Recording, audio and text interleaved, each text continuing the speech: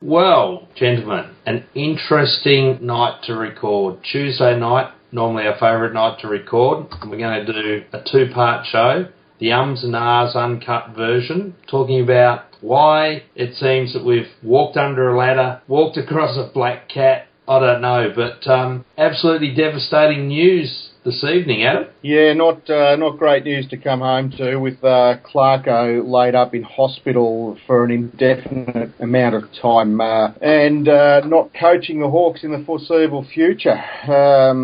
So, yeah, obviously paramount concern is Clarko's health and welfare, and football is obviously secondary, but I'm sure that he'll be back punching holes in walls sooner than we think. But I said to Adam earlier tonight that at times like this, where you realise that a loss to Port Adelaide or any other club is just only a game and it doesn't really matter. Yeah, this one's not a footy thing, it's a life thing, and your thoughts have to be with his family at this stage, because it's it's a serious thing, and it's how it affects a footy club's not important, not at this stage anyhow. So all the best to them, and hopefully they come through all right. Look, I reflect a couple of weeks ago, I saw Clarko at a function. He was standing up for about an hour, and I sort of walked away and I thought, that's not the normal inspirational Clarko, and, maybe this was the thing that was nagging at him at the time. But anyway, now, Adam, you've done a bit of research in this short period of time in terms of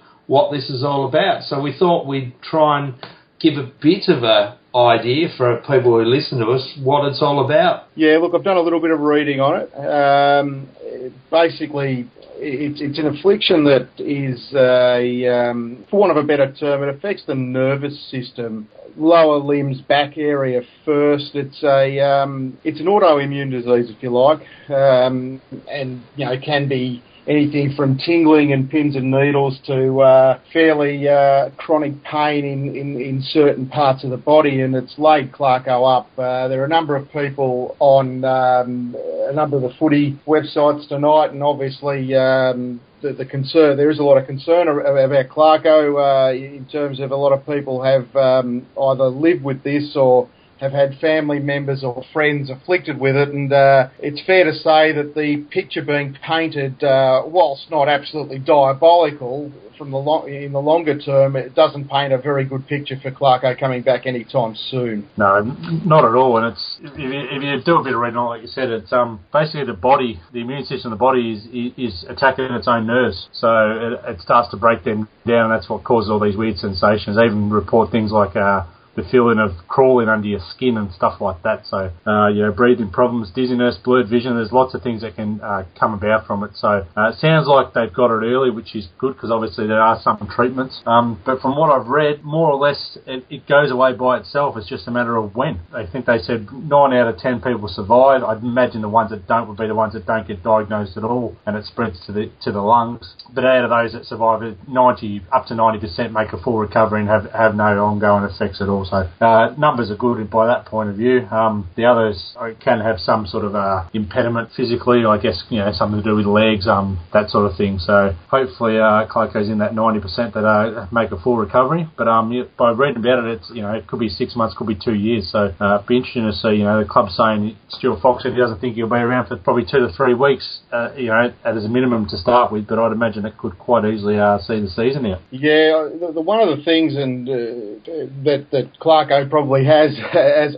a small mercy is that our own Graham Wright was struck down by this with this when he was playing for Collingwood 20 odd years ago. It kept him out of footy for 6 months, and he lost a fair chunk of weight, but did come back to play football at the top level again.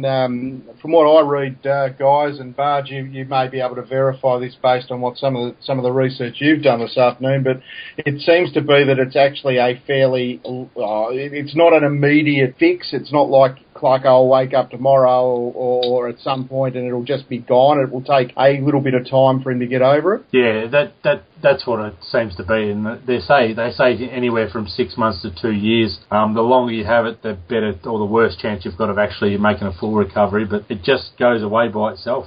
There's a few things they can do with some infusions and stuff like that. One's to take blood out and actually remove immune cells and put them back in so the body doesn't attack itself so much. And then there's another treatment that apparently it sort of settles it down a bit, doesn't actually stop it. So officially no cure. It's just a matter of waiting for it to go away. All right. Well, the next question then from that, and we do wish Clarko a speedy recovery, and no doubt wherever he is, and it's advisable not to be telling anyone where he is, he will be under the best medical supervision you could ask for. Now, when Adam rang me and said, "Are you aware of this?" I said, "Oh, well, at least we're lucky we've got a senior coach there that can take over." But then, to my surprise, Adam says, "Haven't you heard that too?" And I heard Brendan Bolton's taken over. Now, that was an interesting move in itself, Bart. It was, mate, and I caught a little bit of 360 tonight, and apparently Stuart Fox explained it, more or less saying that I think Radden is, I think he said the defensive coach, they didn't have a ready replacement for him, so he was probably best left in that role, and Brendan's the next logical one to take the reins. So I guess he's been in Clarko's regime for probably a good 5 years, and I'd imagine it'll be business as usual for him. They won't be changing anything, so he probably makes sense. I don't think it probably matters which one of them did the job, to be honest. They all follow each other's plans, so hopefully he takes the opportunity and puts some wins on the board. Well, I'll tell you one thing Clarko did say at the session I went to was around succession planning. So, his idea of you lose a soldier on a field and another soldier will come along. He's got the same theory around his coaching staff, and that is succession planning, so that he's not phased if guys like Cameron go and Adam Simpson go, because he's always got that understudy to the defensive coach or the mids coach or the forwards coach to come through. And maybe that's right. Maybe if Ratton is the defensive coach, Goo's the guy in waiting. We know he's now on the coaching staff. Well, it actually seems to be that Adam Uze will take over the forward coaching, with Brendan Bolton going into the main role for the time being, is what I'm hearing. But you're dead right, and I think the other thing that we've got really in our favour is there are a lot of strong leaders around the club that know exactly how we do things. Brendan's been in the system 5 or 6 years now under Clarkson, so and by all reports has the makings of an outstanding senior coach. All right, well, that's a nice short, sharp show to go up. I was going to say live, but we don't go live, of course, but to be put up. Hopefully that gives people a bit of an understanding in terms of both what it is that Clarko's come across, that we're wishing him all the best from the three of us, and our views around why Brendan Bolton's become the coach. And by all means, please add to the conversation.